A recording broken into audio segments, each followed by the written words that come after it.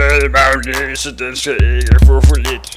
Jeg tør ikke rigtig ud, så længe det er fedt. Giv mig smør, sand og peber, jeg får aldrig vild.